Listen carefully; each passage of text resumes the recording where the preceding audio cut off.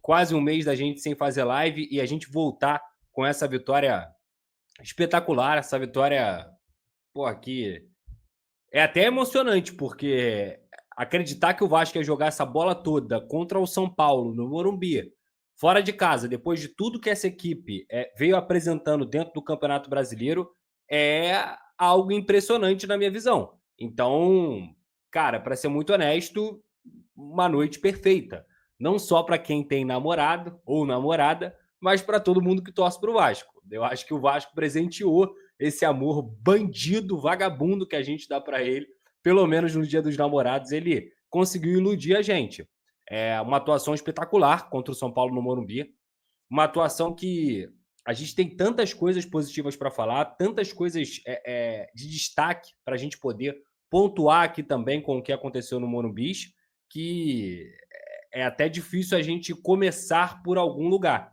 Mas, de forma geral, eu acho que a gente tem que, inicialmente, valorizar o plano de jogo do Fernando Diniz, como esse cara conseguiu continuar acreditando no plano de jogo dele, mesmo sem o Vasco nos primeiros 5, 10 minutos, digamos assim, ter acertado tanto tecnicamente. Pelo contrário, é um jogo que até os 15 minutos ele estava com muitos erros dos dois lados, tecnicamente falando, mas tem muito a ver com a orientação do Diniz, com o fato dele ter gritado o tempo inteiro com todo mundo, não ter deixado o Vasco baixar a atenção, não ter deixado o Vasco se desligar da partida e ter continuado orientando essa equipe para manter o plano de jogo. Então, é muito claro e é muito óbvio como o Fernando Diniz consegue influenciar positivamente, individualmente, o que faz o coletivo também crescer. Porque cada jogador que cresce com ele, cada jogador que ganha a confiança dele, consegue fazer o sistema funcionar. Como hoje, por exemplo, é até chovendo molhado falar sobre o Ryan, um jogador que,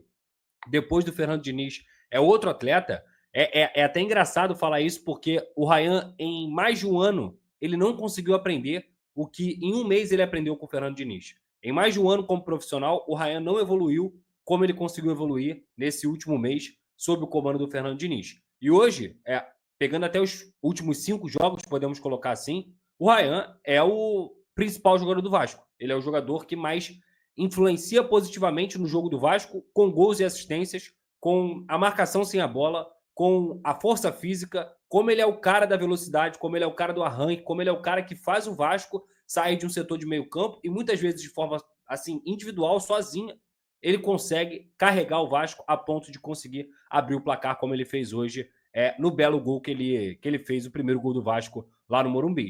Mas é só isso, Pedrosa? Foi só o Ryan que ele conseguiu potencializar? É claro que não. É, eu vou deixar um pouquinho do tempo do que a gente tem aqui de live para falar só do Coutinho. Só para falar do Coutinho. Porque, para mim, mesmo não tendo feito gol como o Verratti, como o Nuno, como o Ryan fez, mesmo não tendo dando, mesmo ele não tendo dado 2 assistências, como o Paulo Henrique fez, mesmo ele não ter tido um jogo tão grande, tão forte, digamos assim, como o João Vitor fez, como o Tietê fez, ele foi o melhor do jogo. Ele não participou de gol, ele não fez gol, ele não deu assistência, mas ele foi o melhor do jogo. E isso é impressionante de você constatar depois, justamente, do sistema de jogo organizado do Fernando Diniz, do descanso. Não é à toa que esses jogadores correram e jogaram na intensidade que eles conseguiram jogar hoje. O Vasco teve 10 dias de descanso, teve 10 dias de treinamento, teve 10 dias de tranquilidade, digamos assim, para poder colocar em prática, depois de uma sequência de viagem sul-americana, Copa do Brasil, Campeonato Brasileiro, com viagens longas também, e esses caras não conseguiam parar. Eles pararam e o Diniz só foi mexer no Coutinho com 42 minutos. Então eu vou usar um tempo à parte para falar só sobre o que o Coutinho jogou, que foi uma barbaridade, foi impressionante. E eu sempre falei isso aqui, pô, cara, eu não estudo futebol para falar de tragédia. Eu não estudo futebol para ficar falando de vergonha, de postura, de vontade. Eu estudo futebol para a gente falar sobre jogo, técnica, tática, para a gente falar sobre movimentação, sobre a inteligência do atleta. E quando o Hugo consegue achar o passe para o Paulo Henrique é inteligentíssimo para achar aquela solução. Quando ele faz aquilo, o Ryan, com a confiança que tá, ele olha para frente, olha para baixo, olha para frente, ele vê que o Verratti puxou o Arboleda, ele sai em disparada, sai na cara do gol, em vez de dar uma pancada, que geralmente é o que ele faz, ele bate colocado. Até acho que o Rafael colaborou um pouquinho pro chute do Ryan, mas isso não altera o fato de que o Ryan conseguiu uma finalização muito boa e que não altera também a grande jogada que o Vasco fez de pé em pé, conseguindo fazer o primeiro volante, sair com a bola. Os zagueiros muito bem hoje também, o Lucas Freitas e o João Vitor. João Vitor ganhou todas. Todas as bolas o João Vitor ganhou. E é o que a gente espera dele, porque infelizmente é um jogador que faz uma partida como fez hoje contra o São Paulo, e aí no próximo jogo, que é contra o Botafogo daqui a um mês, ele falha bizonhamente, e a gente não quer isso dele. A gente quer o João Vitor que a gente viu hoje no Morumbi, completamente sério, focado, consciente do que estava fazendo. E aí, obviamente, o Lucas Freitas, para mim, também fez uma boa partida. Teve um lance ali que ele deu mole, que ele recuou a bola de uma forma meio maluca para o Léo Jardim, para o jogo do Fernando Diniz, assim como o Coutinho. Então, quando a gente fala sobre o Vasco sem a bola, tem a ver com o Coutinho, tem a ver com o Verratti, tem a ver com o Nuno, tem a ver com o Ryan.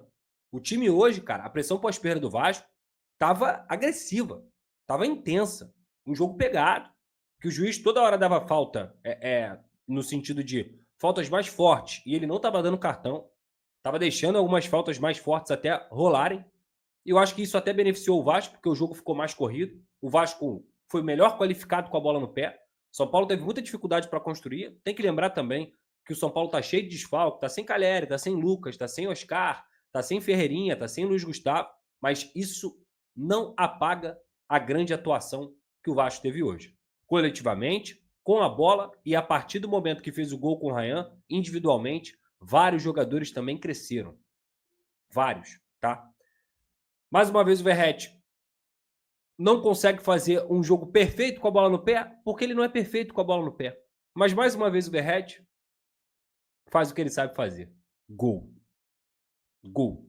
E ele já tinha dado uma assistência naquela belíssima jogada do Felipe Coutinho no final do primeiro tempo para o Paulo Henrique fazer o gol. É que o Paulo Henrique perde o gol de cara. Mas o Verratti já tinha dado uma assistência para ele fazer o gol depois da jogada, mostrando que ele tem participado mais com a bola no pé. Fez alguns pivôs hoje também interessantes, que ele tem buscado um pouco mais o jogo. E aí, quando você vai para a partida contra o São Paulo hoje, depois de 10 dias de treinamento, descansando atletas, conseguindo implantar mais um pouco do jogo do Fernando Diniz, que tinha menos de um mês de treinamento. E não tinha nem tido nem 3, 4 dias seguidos de treinamento. Contra um São Paulo desfalcado, você espera um jogo mais competitivo, um jogo mais pegado, mas que o Vasco pudesse competir. Hoje eu falei no SBT, inclusive. Eu tô com um feeling de que o Vasco não perde hoje. Eu tô com um feeling de que o Vasco tem condições de pelo menos pontuar no Morumbi. E, cara, foi muito melhor do que eu esperava. Eu acho que era possível uma vitória? Sim, eu achava que era possível uma vitória. Mas não é que o Vasco ganhou do São Paulo. E até coloquei isso na minha crônica também. Não é que o Vasco tenha ganhado do São Paulo. O Vasco foi infinitamente superior ao São Paulo. Durante os 85 minutos da partida. 80 minutos da partida. O Vasco foi muito superior ao São Paulo. Em todos os aspectos do jogo. Confirmando com fontes, confirmando. Assim que a última fonte me deu a confirmação, eu soltei para vocês que o Admar Lopes seria o novo diretor de futebol do Vasco da Gama, português, de 41 anos, e o Vasco, meia hora depois, acabou soltando a confirmação. Até achei que ia demorar mais um pouco, e até por isso que ele vai chegar só na semana que vem, mas que bom que foi rápido, que bom que se resolveu rápido também, e eu acho que é um cara que sai da caixinha. Ah, Pedrosa, porra, é ótimo! Gente, se eu falar para você que eu acompanhei o Admar Lopes no Bordeaux e no Boa Vista, eu vou estar mentindo. E trazendo um profissional que foi scout do Porto, scout do Mônaco e que montou um grande Mônaco junto com o Luiz Campos em 2016. Campeão francês, chegou à semifinal de Champions, com vários jogadores gabaritados. Que chegou depois ao Lille, que inclusive levou o Léo Jardim para o Lille. Virou coordenador no Lille. Diretor de futebol no Boa Vista. Diretor de futebol no Bordeaux, tudo bem. A carreira dele, o lastro de diretor de futebol dele é muito pequeno. Não dá pra gente avaliar muito. E ser um diretor de futebol, ele tem várias e várias valências. Ele tem que ter várias e várias valências.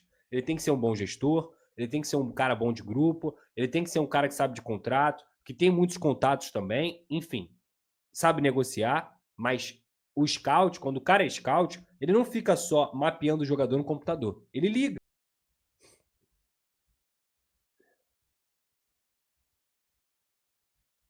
Careca, te falei, Couto na mão do Diniz, dá jogo. Me fala novidades, alguma coisa para reforçar para logo mais?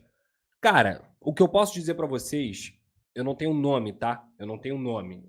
Vocês sabem que eu não gosto de ficar especulando bagulho de Vasco tá buscando um ponta direita dinamarquês. Não gosto, cara. O que eu sei é que existem algumas posições prioritárias. Uma delas, a ponta direita, é prioritária para reforçar. Porque é pro lugar do Ryan, Pedrosa? Não, não. É porque o Ryan é um jogador que pode fazer amplas funções, várias funções. E no segundo tempo, você precisa de um ponta-direita. Tem o Lloyd, que o Diniz acredita ainda que pode recuperar ele, mas a ponta-direita é sim uma posição. No caso, ponta-direita e ponta-esquerda são posições que o Vasco entende que tem que buscar no mercado. É outra posição também, um zagueiro. A diretoria tem avaliado a contratação de mais um zagueiro. Apesar do Diniz estar satisfeito, tá? Ele está satisfeito com o Luiz Gustavo, ele está satisfeito com o Lucas Freitas, ele está satisfeito com o João Vitor, mas o mercado ele pode se desenhar para uma proposta para o João Vitor, ele pode se desenhar para uma proposta para qualquer outro atleta. Então, assim, a diretoria também busca um zagueiro para essa posição. Mais um volante, ainda não se sabe se vai renovar, se não vai renovar com o Paulinho. Então, não é só para agora, é a longo prazo. Tem que buscar. Aí o meio-campo vai depender muito da resposta do Diniz também. Se ele vai usar o Garré, ali de camisa 10, se ele vai utilizar o Nuno de camisa 10 em algum momento. Junto, irmão. Obrigado pelo carinho. Hoje precisamos de um ponto esquerda veloz. Elinho. Reserva para o Verrete, segundo volante, e um reserva pica para o Couto. São posições carentes, concordo. O Elinho é muito bom. O Elinho seria uma ótima contratação. Então, portanto, galera, você conseguiu acompanhar nesse momento as palavras do Lucas Pedrosa, analisando ali um pouquinho sobre a situação envolvendo a equipe do Vasco da Gama, que venceu o São Paulo por 3-1. O jogo foi um jogo muito bom da equipe do Vasco, dinizismo ali implementado, e o Vasco agora precisa buscar reforços para que possa, digamos assim, encher o seu elenco com qualidade, para que possa ter reposições no seu elenco, para que possa oxigenar essa equipe e colocar jogadores ali de qualidade que cheguem para ser titular. Então, acho que é mais reforços pontuais, como até disse o Fernando Diniz em sua coletiva. A verdade é que o Vasco agora só volta daqui a um mês e tem que aguardar. Agora não tem mais o que fazer, aguardar. É o Fernando Diniz implementar seu futebol ali no elenco, ter o descanso para os jogadores, também que vai ter uma mini férias, e também, né, aguardar também a chegada do Admar Lopes para ver como serão como será o perfil de negociação da equipe do Vasco e de preferência também manter os jogadores que vêm rendendo no elenco, como é o caso do Paulo Henrique, como é o caso do Ryan, Nuno Moreira, Felipe Coutinho. Então, é dessa maneira que eu imagino a equipe do Vasco da Gama. Peço a você que deixe o like, é muito importante para o nosso canal. Acione o sininho de notificação para não perder nenhum conteúdo. Nossa meta é alcançar o mais rápido possível 60 mil. E eu conto muito com a sua ajuda e também com a sua moral. Vou ficando por aqui, valeu, tamo junto. E é nóis! Fui!